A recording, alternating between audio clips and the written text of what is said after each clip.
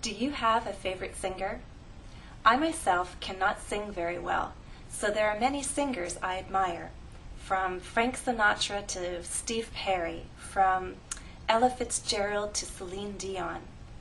One thing all of these singers have in common is that they know how to breathe properly.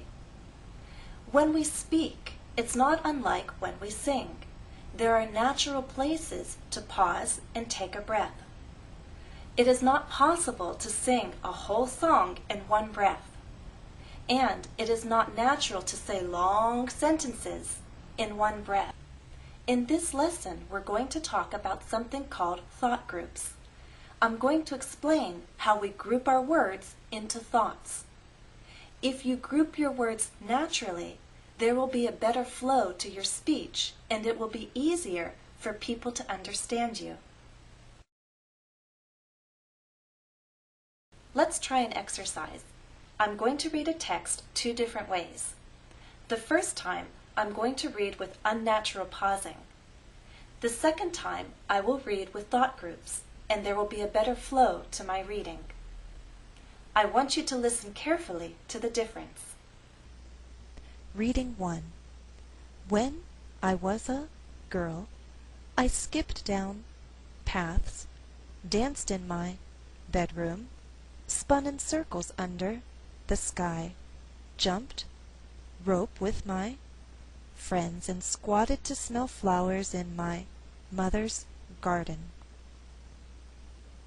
Reading 2. When I was a girl, I skipped down paths, danced in my bedroom, spun in circles under the sky, jumped rope with my friends, and squatted to smell flowers in my mother's garden. So what exactly made the difference between those two readings? How did I form the thought groups in the second one? One difference between writing and speaking is that in writing we use punctuation. So when we read aloud, the writer's punctuation tells us where to pause. For example, we pause at a comma, a period, a semicolon, and a colon. We also pause when there are parentheses. Here's an example of an oral reading. When I was a boy, I leaped over fences. When I was a young man, I hopped into my father's car. In this text, the periods and commas told me where to pause. Often we pause a bit longer at commas than we do at periods, so I use a double slash at the period and a single slash at the comma. In this lesson, I'll use these slashes to indicate pauses. Is punctuation our only guide in forming thought groups? No, there's also grammar. So our two keys to identifying thought groups are punctuation and grammar. So when you're speaking and you're not able to look at punctuation, let grammar guide you. Sentences are made up of grammatical units. Identify those units and you'll know where to pause. Pausing between larger grammatical units creates a natural rhythm and more fluid speech. What kinds of grammatical units am I talking about? Well, the first kind are noun phrases. For example, a beautiful woman. It is not natural to separate these three words. They represent a single idea, a thought group. So an article, an adjective, and a noun must be pronounced in one breath. Noun phrases can be the subjects of our sentences. But let's look at sentences 1 and 2. In the first, a single noun phrase is our subject, a beautiful woman. So if we're going to pause at all in this sentence, we can pause after the subject and before the predicate. A beautiful woman entered the room. But in sentence 2, the subject is a bit longer. Again, grammar is our guide, and we're dealing with a compound subject, meaning there's two.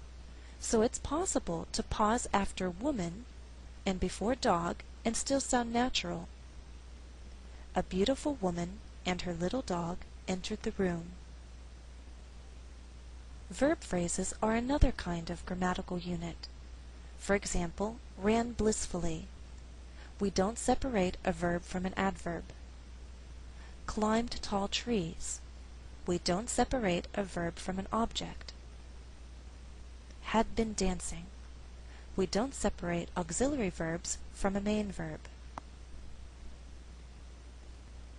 Here are two more grammatical units: prepositional phrases, for example, with my friends, and clauses.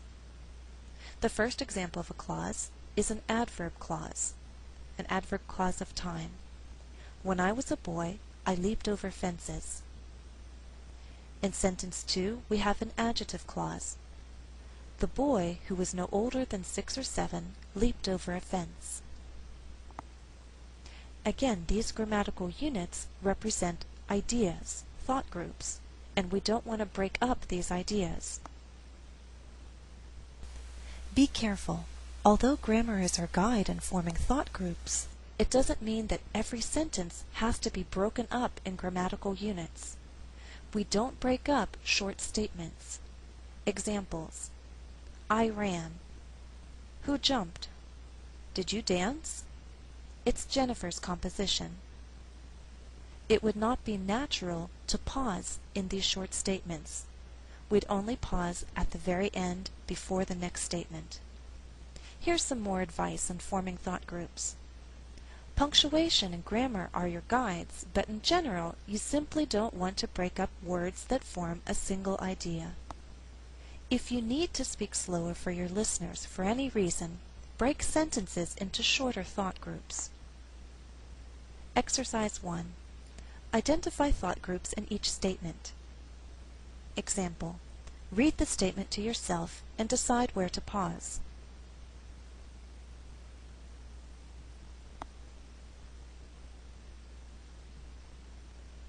I would read the statement as follows. When I was a mother, I tripped over toys on the floor and rocked my children in my arms. It's also possible to pause after toys and after children. As I stated before, if you need to speak slower for any reason, you would break long sentences into shorter thought groups. So the alternative reading for this statement is, when I was a mother, I tripped over toys on the floor and rocked my children in my arms. 1.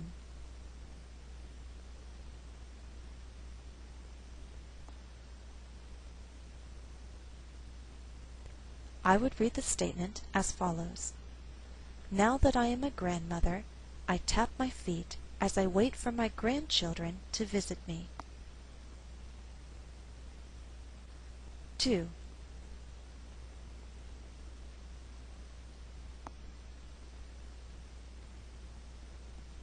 I would read the statement as follows.